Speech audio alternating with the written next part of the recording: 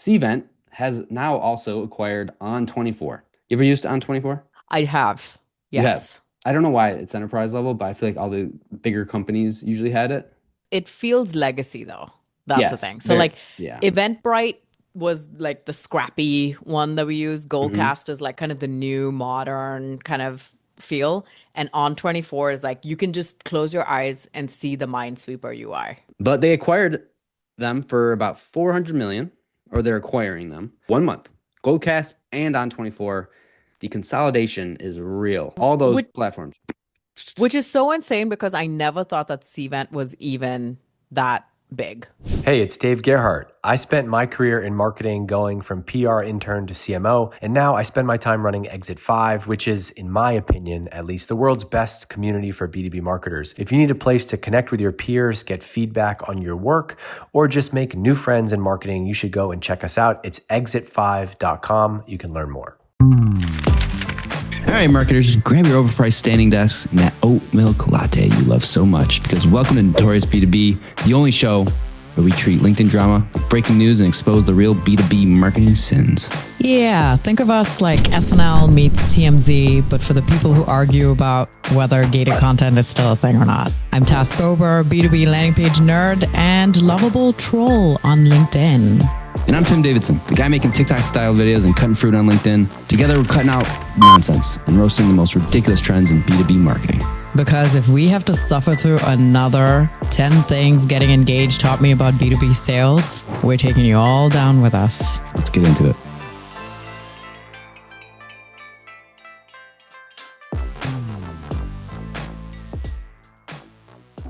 This episode is brought to you by our friends at Vector, the tool that makes sure you're getting your ads in front of your exact buyers. You know, the people that are actually visiting your website, clicking your ads, researching your competitors, all so you can sell more stuff.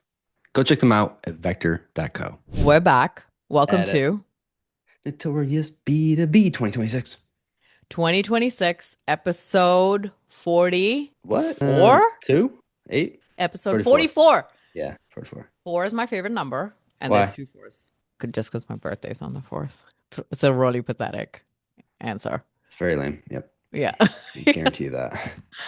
But no, there's a lot of 4s in my life. I'm born December 4th. My mom's May 4th. I lived in an apartment F44, 4th block.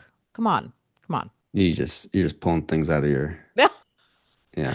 My mom's the 4th child. Anyway, so we have a docket-ish, pretty Yeah. decent docket, I actually. think it's pretty good.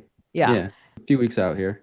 The drama didn't stop during the holidays, right? No. Why would it? I don't know. You know, People take why a would it? break. Take a break. Go Not spend time B2B. with your family, not B2B. Some people did. Not the cool people. Not the cool kids on LinkedIn. Yeah. Yeah. So we actually have some urgent all hands stuff going on. Urgent all hands. Oh yeah. What's going on? Because our last episode, the one that we actually recorded December 17th, but we released it January 8th, Yes. right? Yeah, Which today. is also today, the day we're Yep. recording this one. We talked about Cvent purchasing. Yeah, who'd they purchase? Goldcast. Yeah, I was gonna say Gold Dash, but yeah, they purchased Goldcast. So early December, or not like middle of December, purchased Yeah. Goldcast for a nice little coin. But guess what? What? They're back at it. Oh my gosh. So Cvent has now also acquired On24. You ever used On24? I have. You Yes.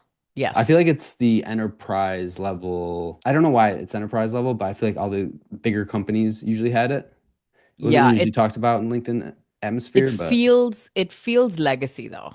That's the yes, thing. So very- like yeah. Eventbrite was like the scrappy one that we use. Mm-hmm. Goldcast is like kind of the new modern kind of feel. And On24 is like you can just close your eyes and see the Minesweeper UI. Yes, you can. Right? Yeah. MySpace UI. The as well. MySpace UI. But they acquired them for about 400 million, or they're acquiring them. So basically in 2 months, they acquired Goldcast, or no, 1 month. Goldcast and On24. The consolidation is real. All those platforms. Which is so insane because I never thought that Cvent was even that big. Oh, you haven't Did been you? to an event. Oh, I haven't. Oh my gosh, they're at every event. They always got a big booth. They got money. Really? They're big. How do they get They're money? big. I think they're pretty big. What do you mean, how? If we had a journalistic bone in our body, we would have brought some background information here to understand how Cvent got so big and has so much money. I would even think that, oh, On24 being one of the oldest and just being so legacy and being inside all these enterprise companies would have the most money to do all the purchases. But Cvent's like, hold my beer. Well, no, I did do some research because I just knew a little bit. They're older. They're an older Oh, okay. company. Like they I didn't just, just boom in okay. whatever 2019 and get lucky with the vid. Okay. They were founded in 1999. So they've been around before everything. Like before everything kind of got digital. Like it says they got 6,400 associated members. It says like they're 1,000 to 1,500 employees. So they're much How, bigger than a lot of how these other big ones. is On24? On24 is 500 to, it says about 600 employees, but they were also founded in 1998. So they founded about the Okay. same time. Again, legacy. I think the legacy, what I think Cvent did is they kind of probably innovated a little bit faster. But they're all always at the events, always got a big booth. They clearly have money because they're buying some companies up. But the consolidation is real. There's not many left, if you think about it. Yes, we talked about that last time where it's like now kind of a few players are left. I'm sure that there's little like baby players that we're not thinking about, but they've gobbled up the ones that are kind of known in the Yeah. market. There's not that many known that's left, but I guess good for them Good buying for, up. yeah. It's a flex. We talked about that last time. It's a So flex. it's flex, you're buying customers. I mean, you can't go wrong. The ones that it may or may not benefit are the ones at the acquisition company. Oh, they're screwed. Yeah. But Screwed. Not always, usually but there's definitely some people who will get screwed. 99%. That's all Yeah. right. Yeah. It's fine. It's fine. Okay. So moving on to the next urgent all hands. So at first this was like kind of speculation, and then I wanted to make sure that we were looking at other sources as well. But there is speculation that OpenAI is reportedly looking into acquiring Pinterest. So Mark Shulkin, entrepreneur apparently, OpenAI will reportedly acquire Pinterest this year, and what will be their biggest acquisition yet. We don't have numbers from the articles that I did go and look at. And this move is aimed towards owning Pinterest's massive image data, as well as strengthening OpenAI's presence in online shopping and digital advertising. And then after I read this, I also went and looked up just actual publications that were covering it. And Yahoo Finance did a little write up on it. We don't have any numbers yet. It is going to be a large acquisition just because Pinterest is freaking huge. Apparently still, which is weird. I haven't used Pinterest in a minute. But basically, even the rumors had Pinterest stock go up by 3%, even though neither company has commented on that. But what it means for the regular user is they're trying to compete with Google, who Google has obviously access to search, and then Gemini has that edge with basically having a search engine at their tips. OpenAI doesn't have that capacity. They're also in all of these like little wars right now because Reddit's like, you can't scrape our shit, get your own information. And then they're also trying not to use the search engine. So they're like, well, what if we bought something? So with Pinterest, they have two plays. One is obviously getting access to all the visual elements, the visual data, what people are searching for, saving, what they care about. But if you've used Pinterest, do you use Pinterest? No.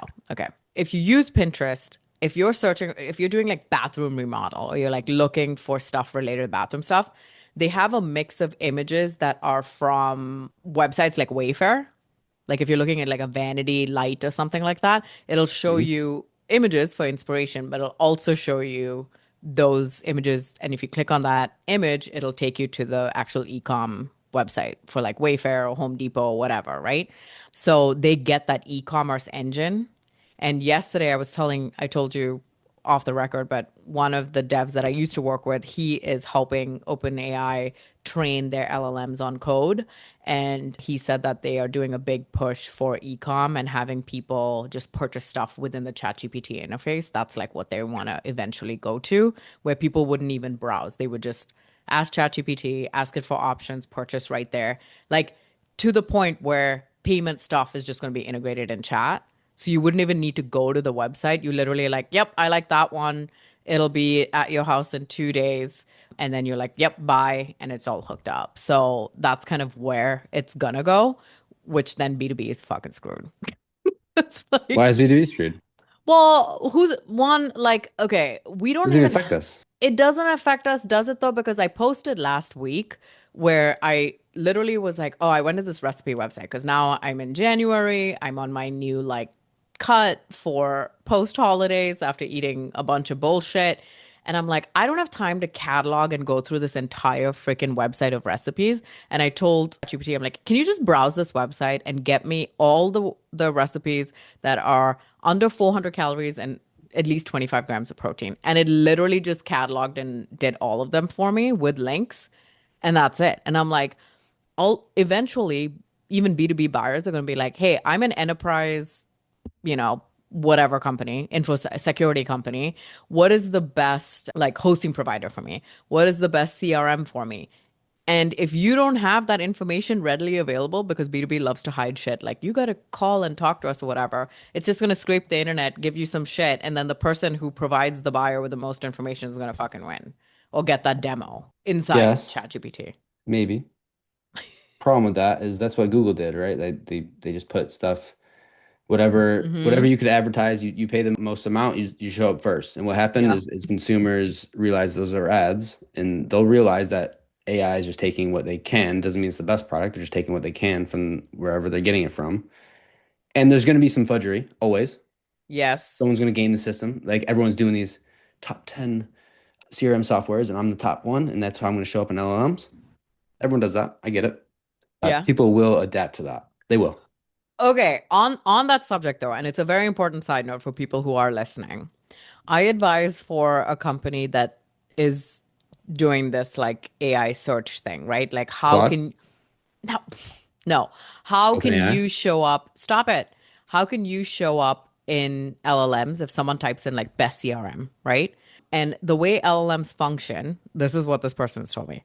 The way it functions is it because you could ask the same question, I ask the same question, we both get different outputs. And the Mhm. reason is because it's based on the number and aggregate of citations. So where are you listed? So where if someone's typing in LinkedIn ads expert, if there are 1,500 mentions worldwide and you are showing up on 10 of them versus Tim Davidson showing up on 500 of them, they're going to show Tim Davidson more. Right.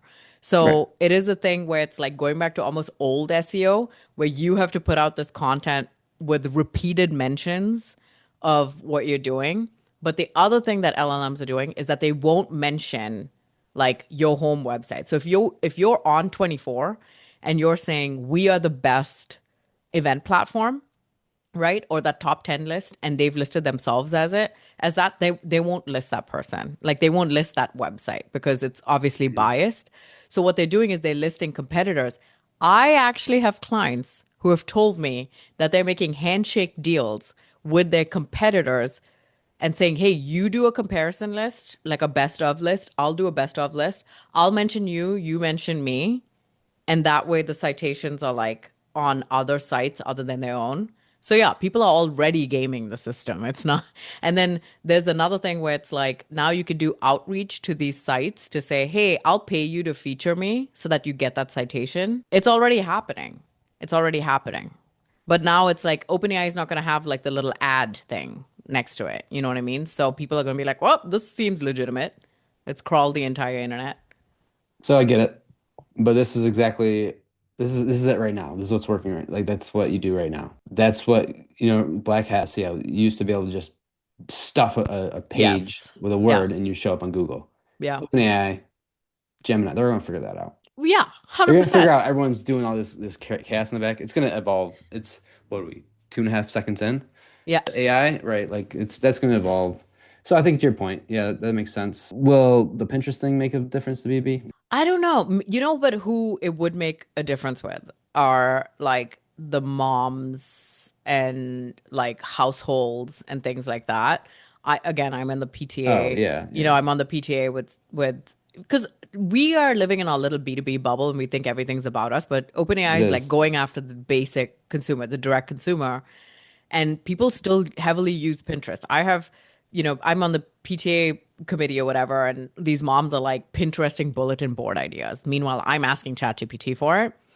But if you do a combo of the two, They're going to not just be able to like, okay, here's inspiration for bulletin boards and here's where you can buy all the materials. That's kind of where they want to end up going, all within that interface.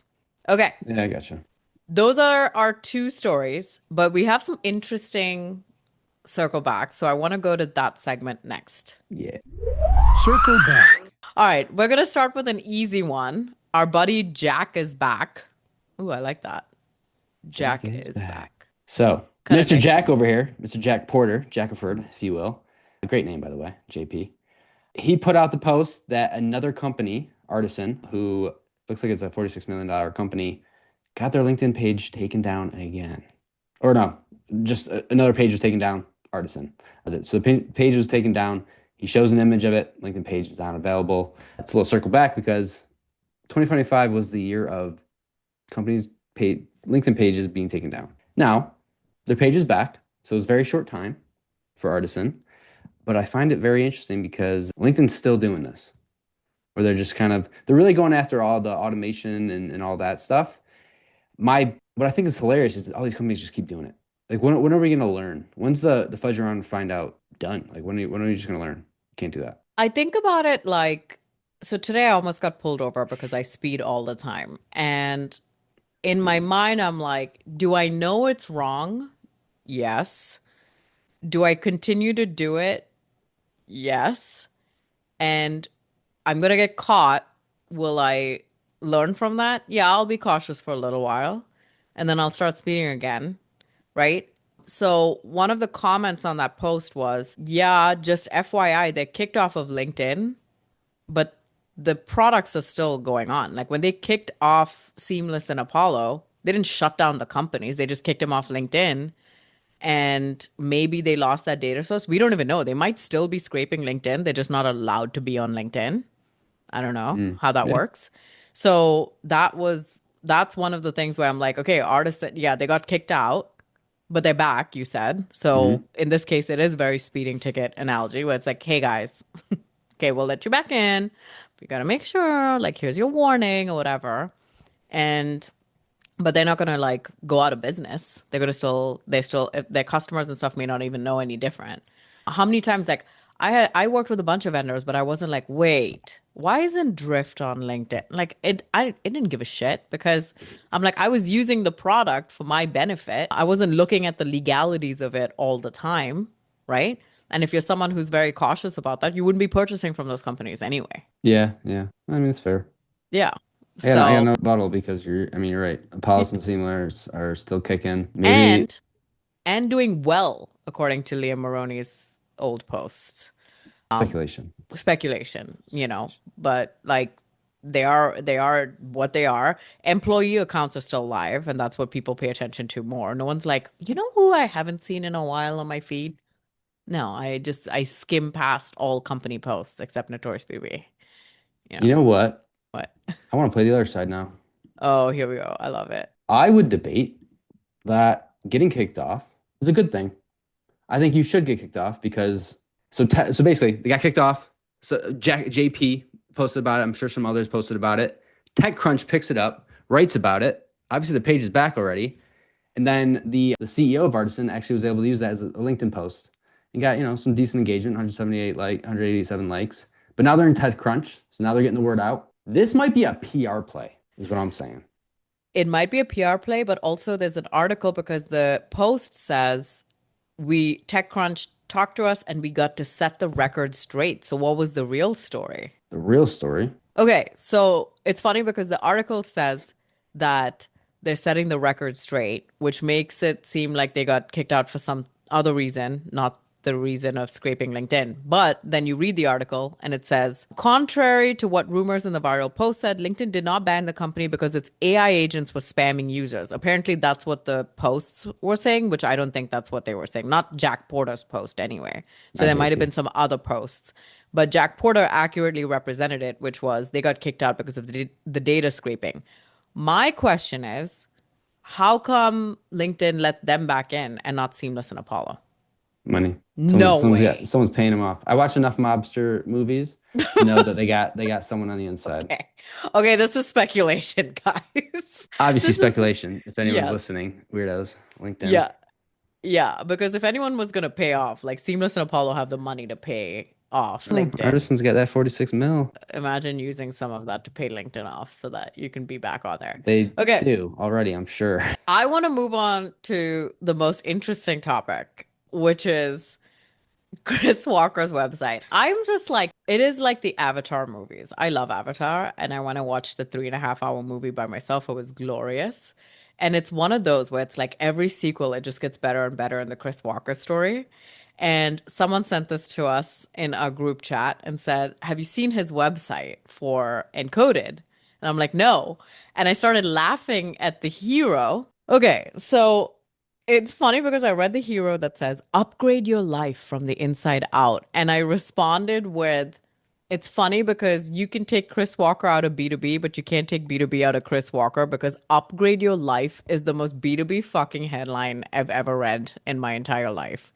And then he goes, Encoded is a structured training system that upgrades the way you think, feel, and operate. Strengthen your beliefs, build emotional steadiness, and take action with clarity. The irony is in the word clarity because I was still unsure about what this is. Leading to better decisions, healthier relationships, and meaningful breakthroughs across every area of life.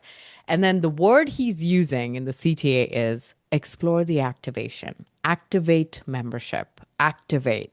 And I feel like I've watched enough cult documentaries and stuff now to know certain word usage is like very, what's another word for cultish? But it's like subliminal. It's like it's supposed to like send these messages in your brain. So he also has, like a good B2B marketer, he has social proof. He's laid it out. Surprised He's he didn't la- put logos. That'd be hilarious. that would be so fucking hilarious. But he has laid the page out like a B2B website, right? Hero, CTA, testimonials, right? Problem statement. What got you here won't get you to what's next. Okay, upgrading your life starts with your frequency. There's frequency. And you have a story about frequency, which is hilarious too. He has an illustration, guys. Okay. There's like all these like graphics and what the encoded Product imagery. system. Yeah, product imagery. So it goes encoded mirror web, encoded anchor journal, encoded mirror mobile. So the mirror web is his platform, I guess, your frequency measurement and planning hub. And that's, for the desktop. Then you have an anchor journal. So you get to write and journal and anchor your new beliefs, your patterns, da da da. So there's an online journal. And then there's a mobile version where you can actually, then track stuff there. And then the encoded membership connects all three tools and gives you access to continuous upgrades, ongoing progress tracking, new training routines. Also taps into a frequency network of people training alongside you. And then it says the proven method. This is so B2B. The proven method to elevate your frequency and unlock what's possible. Come, please. Tim, if I do anything non B2B in the future, but I use B2B verbiage in any of my marketing materials, feel free to call me out in public. Please roast What do me. you think the headline should be? Definitely not proven method to elevate your frequency and unlock what's possible. You know what is funny? I actually think this is the perfect headline for what he's trying to do. This is where it actually makes sense. He's This is trying the only time. because it doesn't make sense in B2B, but Oh, it actually elevating your makes sense frequency here. is actually making sense for her. This is what you're trying to do. Unlock what's possible is what he's trying to do. You know what? I think it's I the can perfect I landing can page see. ever. It's good. It's good. Conversion rate's probably crazy. It's crushing. Okay. So there's a process here. You map, you imprint, which was funny because the person who sent it to us said imprint reminded her of the Twilight movies when you imprint on someone and that's like your mate for life, right? Like the wolves, they imprint. And then anchor and stabilize and expand. Holy shit, there's so many steps here. Built for people who are ready for their next level. So clarity of self. This is the best.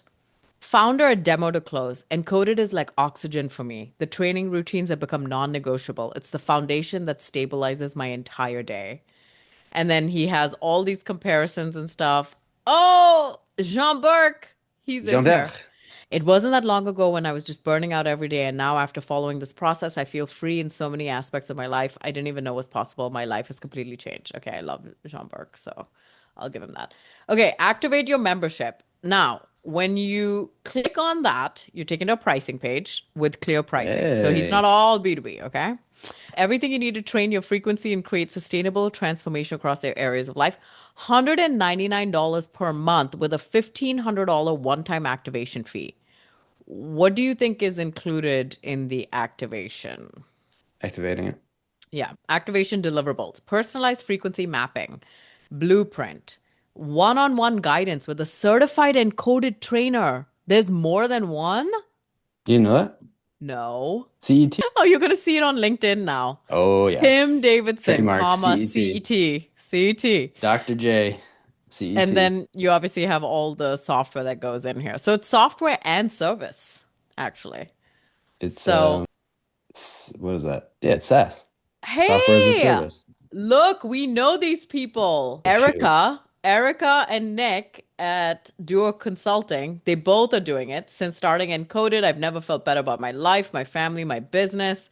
Nick Bennett, this is one of the best things I've ever done for my life and my family. I don't know. The social proof might be Hey, like trying to might be getting me. Might be off. Maybe I'm wrong.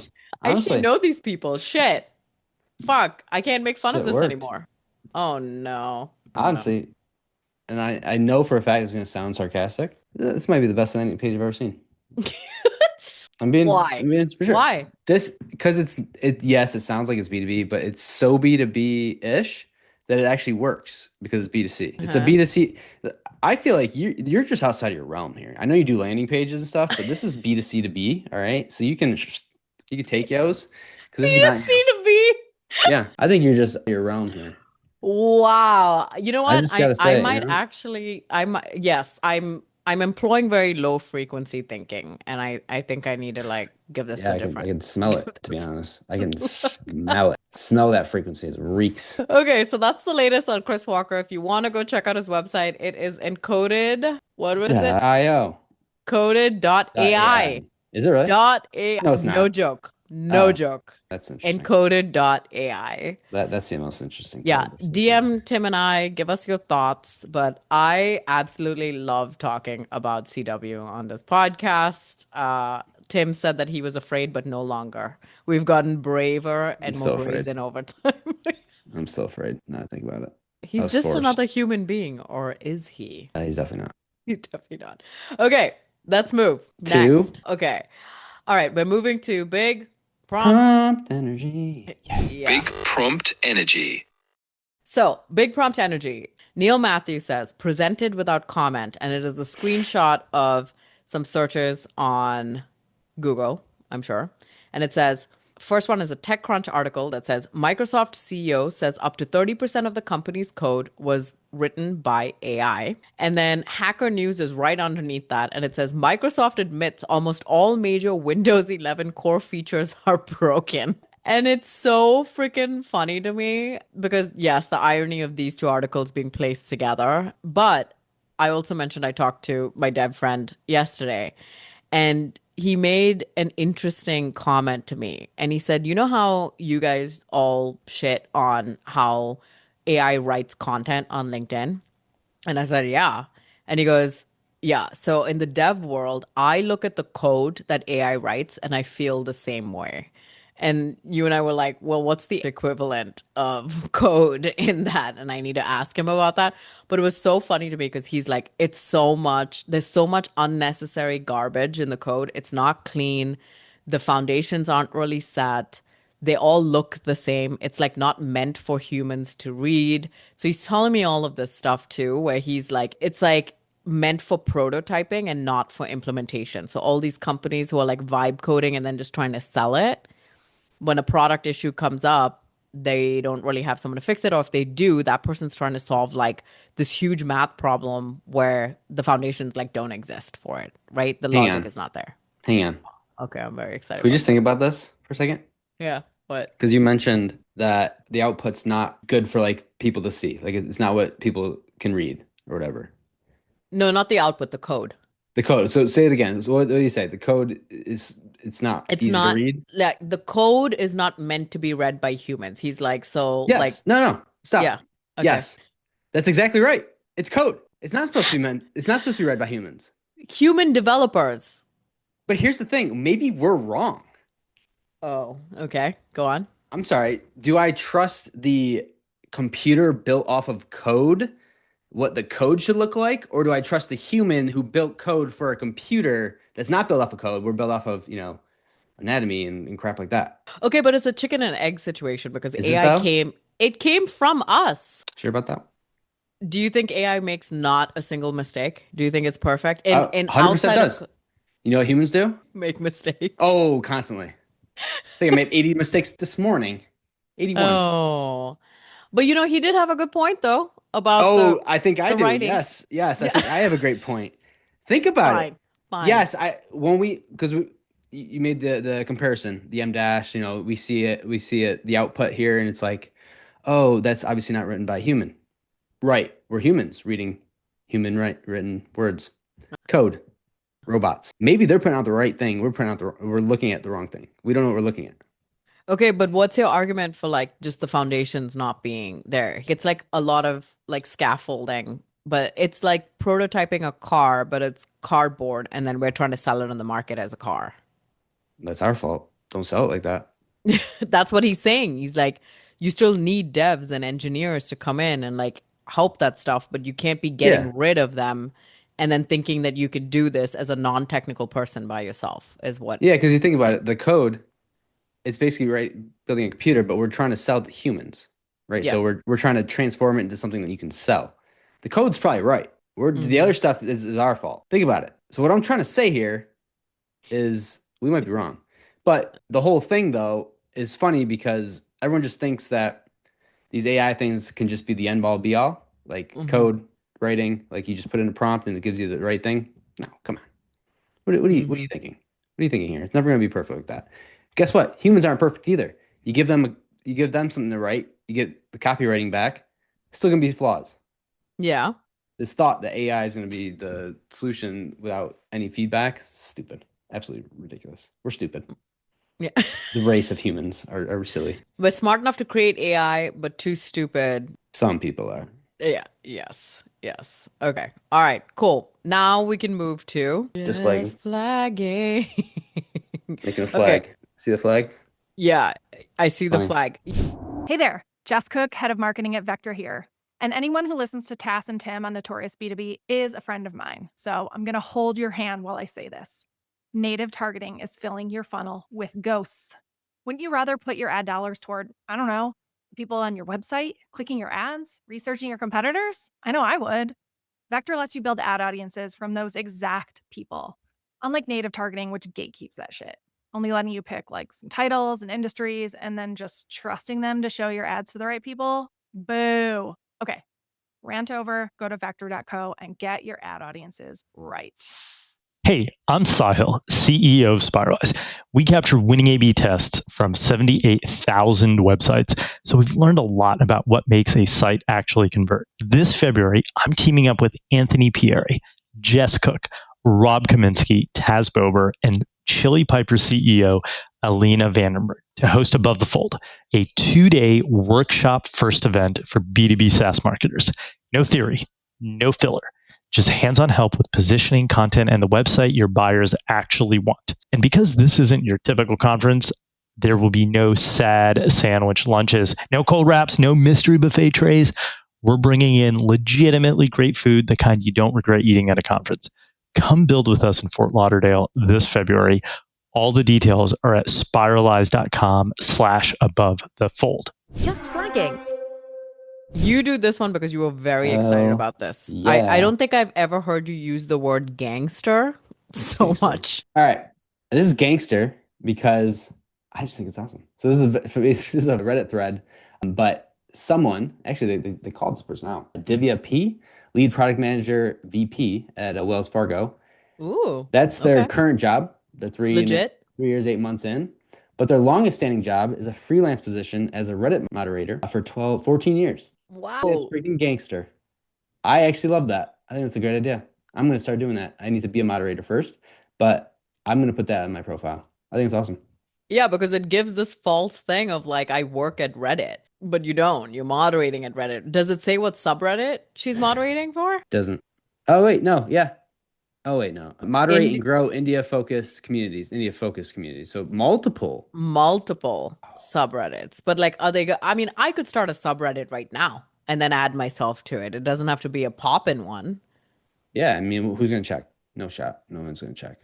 And think about it. There's some of these comments were like, true. I mean, this subreddit I moderate literally saved my life before I started moderating here. Oh shoot, I mean that's pretty big. But also that, think about it, you got to moderate stupid people. It's kind of like a customer service thing. I just think it's, as you said, gangster. I'm in for it. Okay, but wait, what are the comments on there? What are other Reddit? Because like I feel like Reddit comments are brutal. So I don't want to. The reason I'm not reading the Reddit comments because you can't trust the Reddit comments. You get some that are bad, and there's going to be some that are just like chaos, absolutely chaos. Because also, by the way, it's a LinkedIn lunatics thread, and you know how everyone's kind of biased there. Okay, so some of the comments, I think it's fair to read them because Reddit will shred. Reddit will shred it. Ooh, Reddit will shred it. And I want to know what their thoughts are on someone claiming this on LinkedIn because this is crossing over into their territory, right? Mm-hmm. So this one person said, who's a top 1% commenter, by the way, you already have to deal with some of the dumbest and evilest MFers on any subreddit as a mod. So mods are like notoriously disliked too on Reddit, right? There's a lot of conspiracy like, oh, they're not going to let us post this stuff, whatever. Especially when like those blackout things were happening. They got a lot of hate for like either not doing it or whatever, right? Like preventing certain people from joining, censorship. There's a lot of stuff there. And it goes, now a mod for subreddits in India? Brother, you have no idea. He deserves to be in management and therapy for life. So like this guy's praising this person for moderating multiple subreddits because it's not an easy job. Then another person says, being a Reddit mod is pretty stupid in the sense that you're doing free work for a megacorp, all while being hated in the process. But I don't think trying to sell that as a professional experience is a bad take. It's still a skill. You need good communication, work ethic, and patience. It's seeming pretty positive, actually, from Reddit that this is the thing. So some people are like, well, it depends on the field. If their job is somehow related to social media, brand management, or community management, it's not necessarily a bad thing to include it. Like if you can manage it on Reddit, you can definitely manage a circle community. People are probably much nicer. I think when I first saw it, I was like, oh, it's not going to work well because it's kind of like you're technically doing it for free. It's just like something you can basically, you become the moderator and then you just, it's not like you're getting a job or anything. Like it's hard to put it on there. But then I think about it, you could do that for volunteers. You can go volunteer for anything and they're going to hire you. It's because it's free. It's free work. Donation stuff. Like you do all that stuff. Okay, last one. Wow, I'm actually very impressed with Reddit right now. The last comment says, how is this a LinkedIn lunatics? It could absolutely be a good skill to discuss on an interview. That's awesome. Okay. Yeah. Impression has changed. I think we should do it. I'm going to look it up. There's got to be more than that person, right? What? Well, the other thing I'm thinking about, though, is people don't want to put Reddit moderator because they don't want to be doxxed. What does doxxed mean? Well, like Reddit's notoriously like they don't want to show who they are. Oh, yeah. Right. And so by putting a Reddit moderator, in theory, someone could do some back-end research and find out who the moderator actually is. Then, again, mobster movies. Pay them off, like let me get my posts through in that Reddit community, make some money. Because some people are like, oh, it's so sus that they're not mentioning which subreddits, and some people are like, well, they don't want to be exposed. That's one. Another person in here said, I got a job in AI because I was a mod on our ChatGPT. I didn't put it on my resume though. So they did talk through it in the interview part. So I'm like, oh, okay, all right. Yeah, okay. It's a good, I mean, shoot, that's actually a pretty good idea. Wow, this mod got bullied, actually. It's like, no lunacy about this. You're just being a bully. A product manager dealing with community management sounds like a very relevant hobby. Actually, yeah. I mean, so I looked up on LinkedIn Reddit moderator, which is actually harder to find as much as I thought. But I found a couple people. Like this person he's a universal banker for Truist or some company, but he's also a community moderator, r/money and r/NFT. That's like, he's like in banking, right? Like that's really good. And he's been doing it for 2.5 years. Those are really good. Pretty good, like experience. Yeah. You're going to know some stuff from those. Like, I think that's the way to go. But now he's doxxed. I'm going to call him out now if I'm in there. I might pay him off. Should we start a subreddit That's the marketers who thing. exit. Well, see, that's the thing.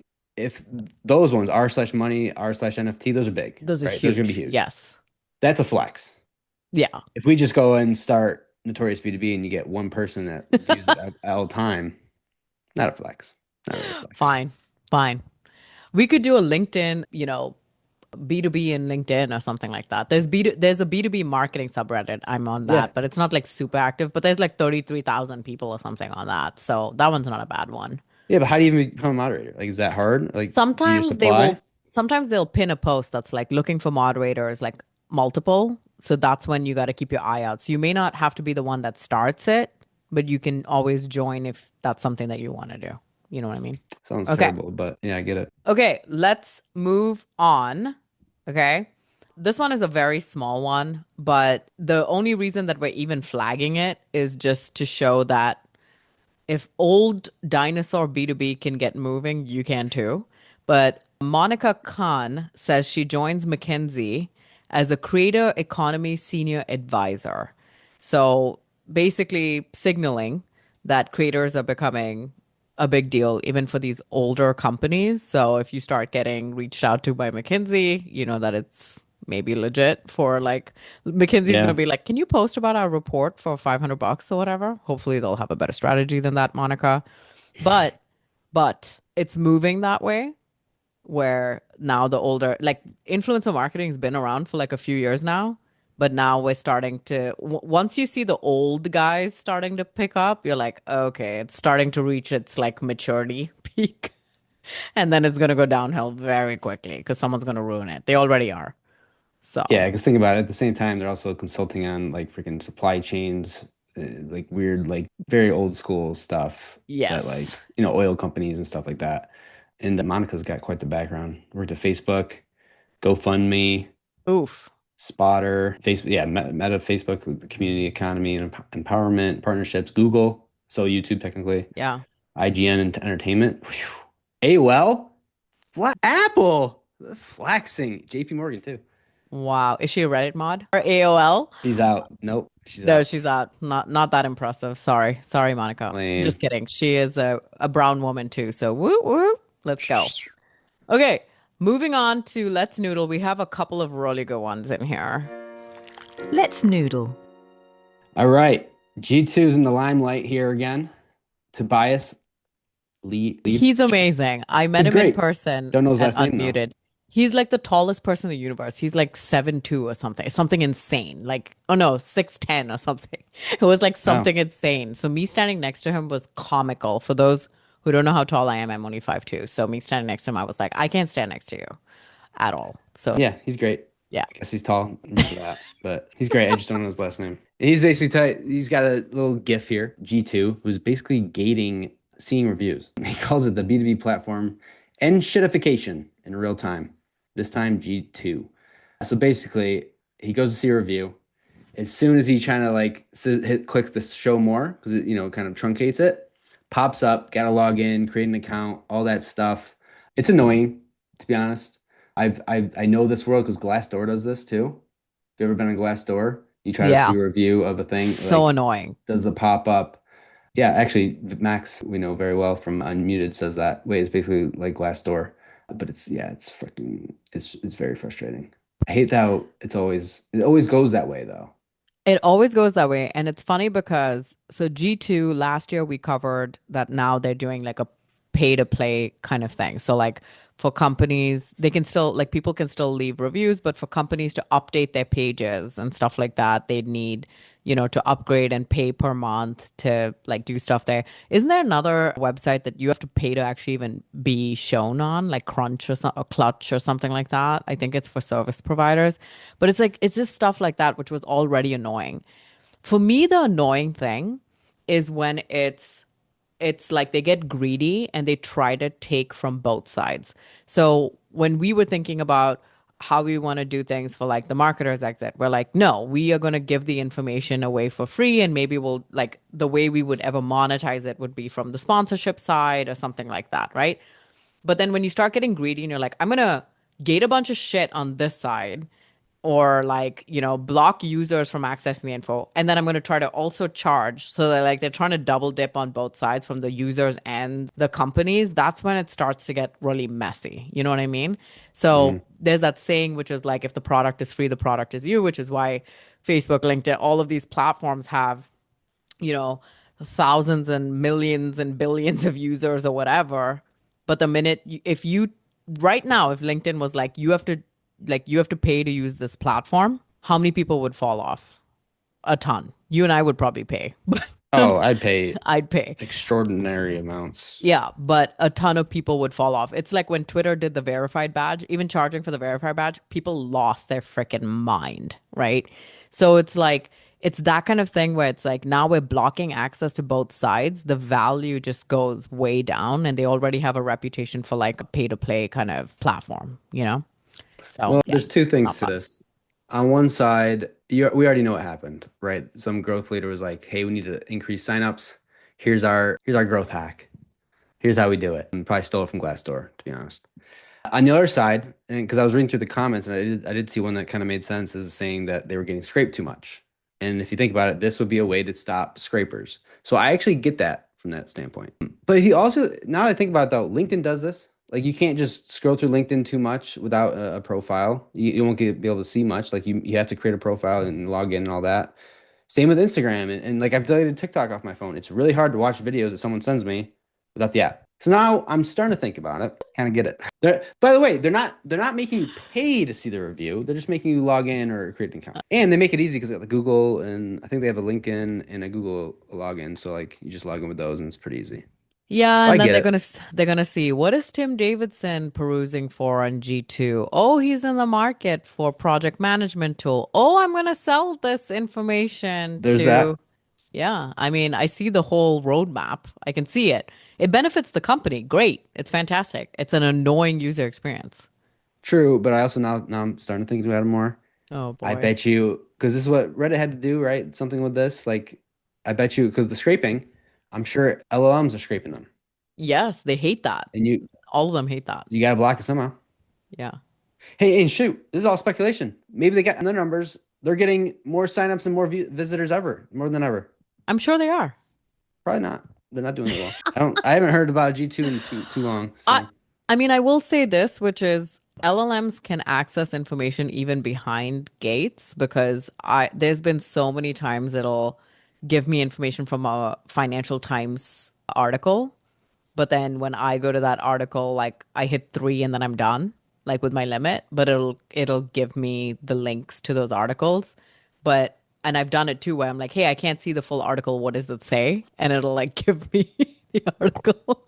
So I'm part of the problem that's always trying to find a cheap way out of things, But anyway, yeah, it's kind of annoying, but it's also very B2B and apparently very standard. So Yeah, it's just I'm creating life. hullabaloo over nothing. Okay, this next one is perplexing. Oh, here we go. We got a good series here. We got a good series here. So we've already covered before that women tend to get harassed on this platform. And then I made a joke about how that's never happened really to me in like the 3 years I've been writing on here. So either people respect me a lot or I'm really ugly. I'm just ugly, because it's definitely not the respect thing. But I'm going to open up these posts and show you something which we, interestingly, did not put 2 and 2 together until we looked at the doc and we're like, wait, these are similar.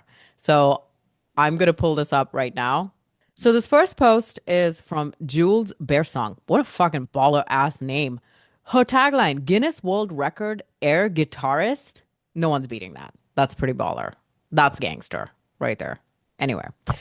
So open to work banner, because this always Classic. indicates something. Yeah. It's the house of LinkedIn of the open to work. She says, reminder that mutual connections don't necessarily equal safe connections. I was surprised to have 5 mutuals review a very inoffensive timeline and then get this nonsense in my inbox. So yeah, happy Sunday. Block and report my friends. And she shares a screenshot of someone who'd sent her a message. She's already blocked them, so because it says LinkedIn member and a picture. And it says, I know LinkedIn isn't a dating site and I actually have a girlfriend, but I just want to say you are the most beautiful woman I've ever seen. Would it be wrong if I told you I'm a bit excited looking at your photo with the eyes emoji? Okay. So she obviously got a ton of reactions, and people are like, what the fudge? Everything, right? Then she puts a comment and she says, the account appears to be gone. But for those who asked for the name and shame, here is the person, Dean Swarbeck. So she has that. Here's the romance scammer in question. Okay. Bunch of stuff in here. Other women saying they go through the same stuff, they experience the same thing. Then separately on the docket, we looked at this and we're like, wait, that looks like the same message. Another person, Alicia Beaubien. Beaubien? Oh, like she has the pronunciation in emoji form. Look, Beaubien. Beaubien. Cyber marketer with sassy jeans. She goes, number one, gross. Number two, how do I report without going to his profile? Just know I talk about my family probably more than anyone on LinkedIn. If this is why anyone has connected me, please see a way out. I'm not looking for this kind of connection. Same message. I know LinkedIn is a dating app and I actually have a girlfriend, but I have to say you're the hottest woman I've ever seen. Let's look at this picture real quick. Is that the same guy? Yes. Yeah, It's same person. same person. Looks Dean like there was someone. Swarbrick, who's in this profile picture, a man and a woman, both on this profile picture. You have a theory on this. What's your theory? My theory is it's an outreach tactic. It's automated. It's automated outreach. This person is probably very savvy with the outreach systems and set up an automated DMs where it looks for a female, probably looks for some traits that they figured out, or maybe, something that triggers this automation, because it's the same exact message essentially. And then he sends it to, I don't know how many, probably up to 50 a day, because it's a numbers game at this point, right? It's just like sales. Obviously you're gonna get some people that hate it and they post about it, but you'd be surprised with numbers that one will get approved, I guess. One will get the sale. I do think that would happen. Okay, I have the opposite theory, and I'll tell you why. Yeah. Okay, I don't think that it's outreach because, well, these are from the sample size we have, which is 2 women. They look a little bit different, right? So what this person is doing, and the messages are similar, but they are not the same. So he says, I know LinkedIn isn't a dating app and I actually have a girlfriend. Cue his picture with this other person. But I have to say, you're the hottest woman I've ever seen. With the other person, he says, I know LinkedIn is a dating site and I actually have a girlfriend, but I just want to say you are the most beautiful woman I've ever seen. So there's a slight variation in the message, but not enough where it could be automated. I feel. I'm pretty sure it's called testing. A/B testing? Pretty sure that's called A/B testing, yes. You know what? His tagline does say bespoke software, merchant services, telecoms, business utilities, household utilities, extra income. He's a man of many, many, many talents. Wow. I can't find his profile on LinkedIn either. She did say that his profile seems to be deleted now. This would actually point towards the automation that he's using automated tools, so LinkedIn banned him. Thought about that? Ooh. Oh, dang it. Okay, you're right. It probably fits your theory better than it does mine. I'm sure he's just getting banned because people hate the message, but... And you know what? Like, the holidays are a jolly time, so this happened, but also, they were on a rampage. It's like holidays can be lonely, and so people are, like, shooting their shot, So Melissa Rosenthal said, lead equals qualified, and she has a screenshot where she says, hey there, saw your demo request. Right now, we are only working with enterprise SaaS companies, but we'll let you know if we expand. And the guy, she blocks out his name, but not his picture, which is so freaking smart, and says, Melissa is a beautiful name. Yeah, it's funny. Which, like, yeah.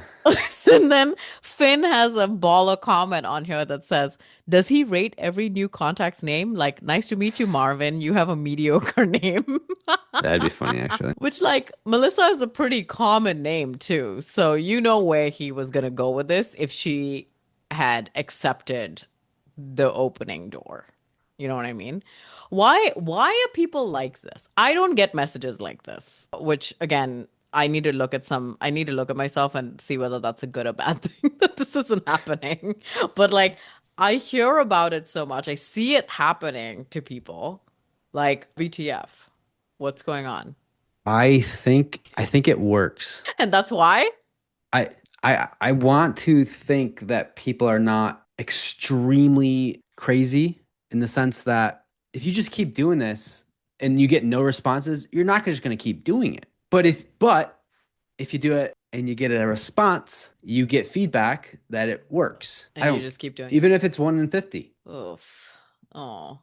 This is what I'm saying. Like, because that's the thing. Like, if you catch someone at the wrong time, or maybe at the right time, just got a divorce. Like, just saying.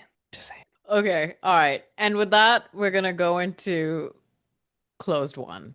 I'm not saying it's right, by the way. I'm just saying I do not think people are so crazy that they keep doing something until it just doesn't work.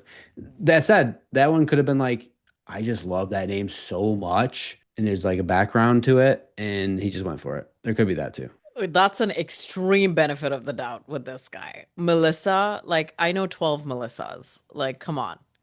It would be different if it was like a unique name or something. And then it's like, okay, well, that makes sense. Like, it's a person who gets commented on their name a lot, but like no one's walking around like, oh, Okay, yeah, I hear you. Melissa.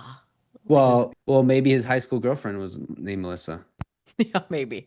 Think about that. If she Like, responded, she might have been able to find out. But then it would mean that it would work. well, that's the So, thing. He also could have responded again after seeing that and being like, "Sorry, son took my phone" or something like that. Like that'd be funny. There's always that. Like, sorry, phone got hacked. Wasn't me. yeah.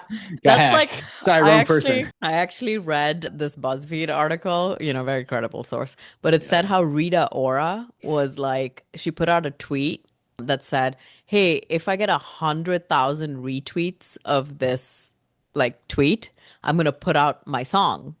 And she only got like a couple hundred, and then she said that her Wasn't me. account got hacked. Well, So it's I mean, I don't know about you, but when I was Facebook, when I was in high school, you'd leave, you had the desktop. That was like the only option. And yeah.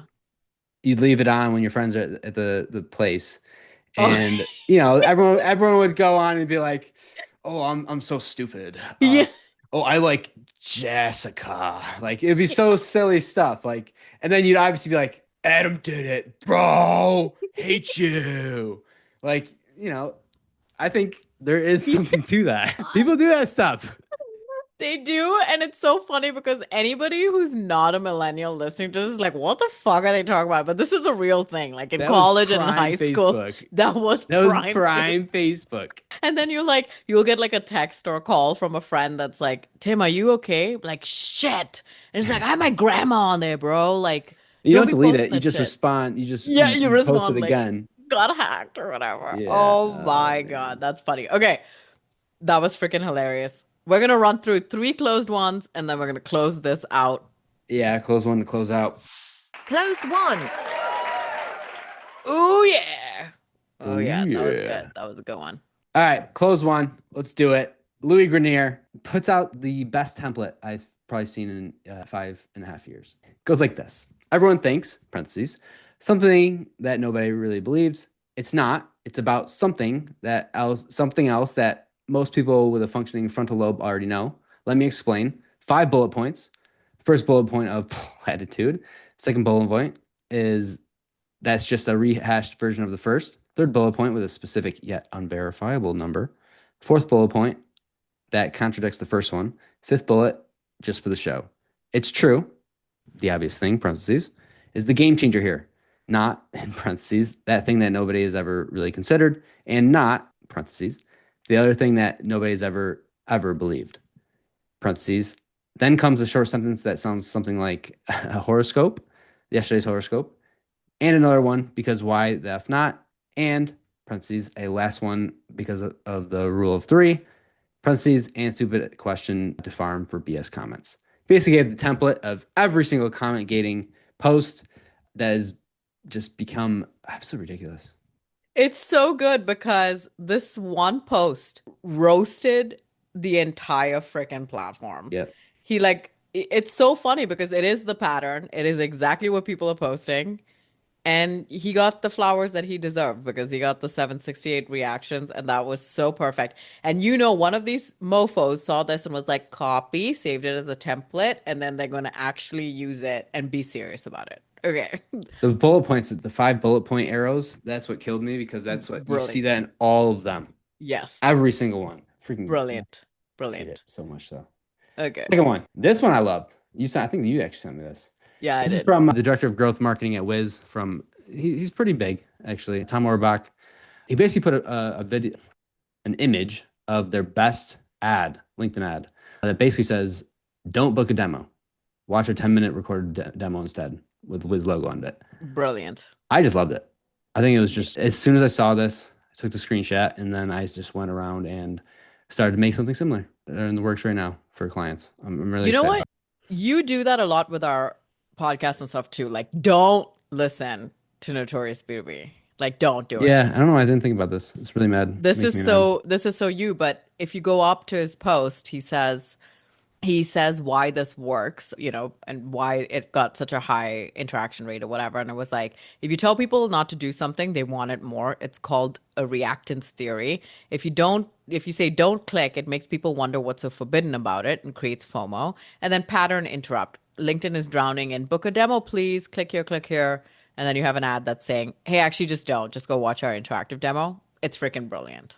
Yeah, it's fantastic. It's love really it. funny. I love it. We are launching a newsletter for Notorious B2B, and we should tell people, whatever you do, do not freaking sign up. Yeah, Okay, sounds awesome. Let's try it. Okay, last one. Last one you loved for whatever reason. I didn't really. Okay, read it. I'll go through it read then. Okay. So it was funny because a lot of people cry about reach on LinkedIn and not getting enough reactions. And so this one person just kind of made a big deal of it. And you think it's lame, but 2,800 people thought it was funny. So jokes on you. So Yanni Papa's baller name says, please remember, a post under 50 likes is not a flop. It's chic. It's esoteric. It's underground. It's level of intellectualism that isn't ready for mass consumption yet. You are a Renaissance thinker. The adoption of new ideas takes time. There's a great degree of nuance here. So much nuance. Keep picking up your quill, you Shakespearean goober. The fact that he ended with goober, freaking... Goober's good. Yeah, I lost it. I was laughing so hard. And he has this Renaissance picture of this writer with a friggin' quill and like a script writing. And it's so funny because people are always like, oh, I didn't get that much engagement, or engagement's down. But, it was just such a feel good, like, funny thing to be like, hey, it's not a big deal. You're probably the world's just not ready for you. It's very sweet. Yeah, it's funny. Speaking of that, retention rate. All right, let's be honest. You probably didn't go to school for B2B marketing. I didn't. And that's exactly why we built Exit 5. It's now the top community for B2B marketers. You can learn more about our community and our in-person events over there at exit5.com, or at least join the newsletter. I read every message, and I promise that if you reply, I will reply back. See you over at exit5.com. Big thanks to Vector for keeping our ad dollars where they belong, in front of people that Seth would love to talk to. So stop donating your money to native ad targeting and start targeting your exact buyers with Vector.co.